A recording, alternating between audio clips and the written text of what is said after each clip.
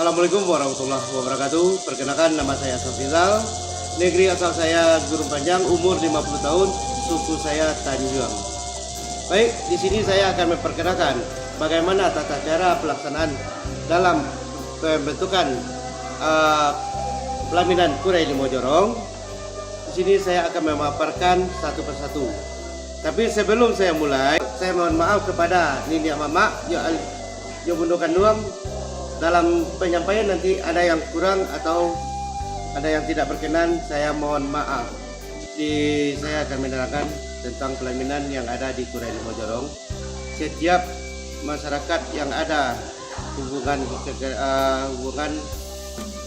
antara Adam dan Hawa atau laki-laki dan perempuan diikat dengan tadi perjodohan. Setelah itu melanjut ke pernikahan.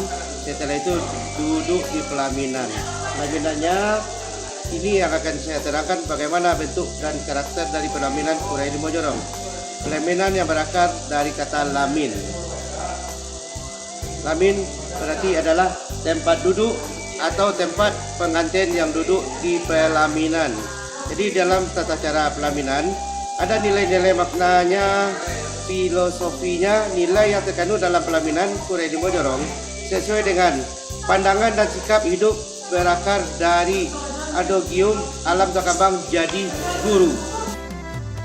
Masing-masing unsur maknanya tempat punyanya elemen-elemen khusus mengandung makna sejumlah ingin diketahui maknanya. Yang pertama dasar segala sesuatu dalam terminologi yaitu abstrak.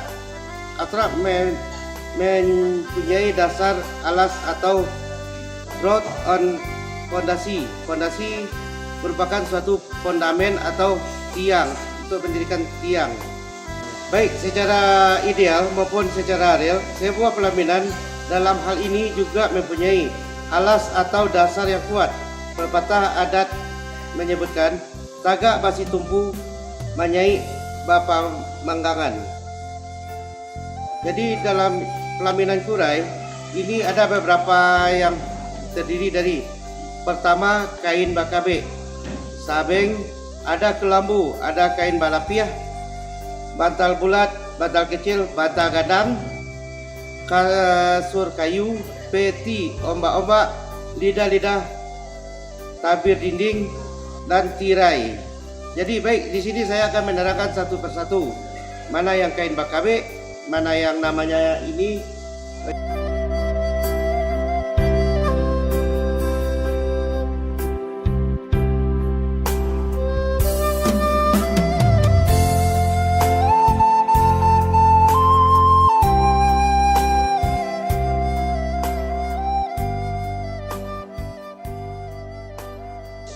Baik, di sini saya akan menerangkan satu persatu tentang makna di dalam pelaminan.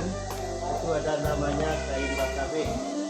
Kain bakabe merupakan kain yang dililit dengan kain emas, isinya isi kapas, dan lalu dibikin kayak suatu buah, istilahnya kalau orang bilang ini tambunsu, kayak tambunsu di dalamnya. Ini ada namanya kelambu. Kelambu merupakan bagian dari dalam pelaminan. Itu terdiri dari kelambu itu bisa dibikin ada 3, 7, dan 5. Ada tingkat-tingkatannya. Boleh kita bikin 5, boleh bikin 3, boleh bikin 7. Namanya kain balapiah. Kain balapiah ini di dalamnya ada besi yang dibentuk lingkaran dan dikasih kain. Biasanya di Kurai Limojorong itu ada 3 warna. Warnanya pertama merah, kuning, dan hitam.